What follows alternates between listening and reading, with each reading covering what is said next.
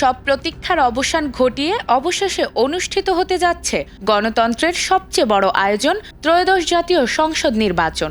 সারা দেশে এখন উৎসবমুখর পরিবেশ, আর ভোটের চূড়ান্ত প্রস্তুতিও সম্পন্ন। ভোট কেন্দ্রে যাওয়ার প্রস্তুতি নিচ্ছেন কোটি কোটি ভোটার। তবে এমন গুরুত্বপূর্ণ দিনে কেমন থাকবে আবহাওয়া তা নিয়েও রয়েছে সবার কৌতূহল।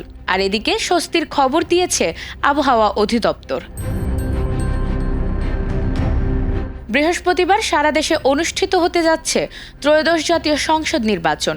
ভোটের দিন সহ পরবর্তী কয়েকদিনের আবহাওয়া পরিস্থিতি নিয়ে পূর্বাভাস প্রকাশ করেছে বাংলাদেশ আবহাওয়া অধিদপ্তর। মঙ্গলবার রাতে আবহাওয়াবিদের পূর্বাভাসে জানানো হয়েছে, নির্বাচনের দিন 12 ফেব্রুয়ারি সন্ধ্যা 6টা থেকে পরবর্তী 3 দিনের মধ্যে আবহাওয়ার বড় কোনো পরিবর্তনের সম্ভাবনা নেই। টানা তৃতীয়বার অর্জন করেছে দেশের সেরা সুপার ব্র্যান্ড স্বীকৃতি বসুন্ধরা টিস্যু।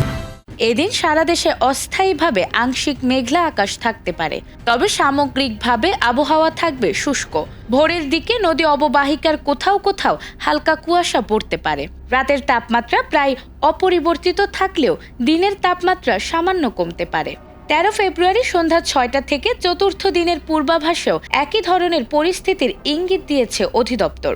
এ সময় রাত ও দিনের তাপমাত্রা প্রায় অপরিবর্তিত থাকতে পারে। এছাড়া 14 ফেব্রুয়ারি সন্ধ্যা 6টা থেকে পঞ্চম দিনের আবহাওয়ায়ও তেমন পরিবর্তনের সম্ভাবনা নেই, তবে এদিন রাত ও দিনের তাপমাত্রা সামান্য বাড়তে পারে।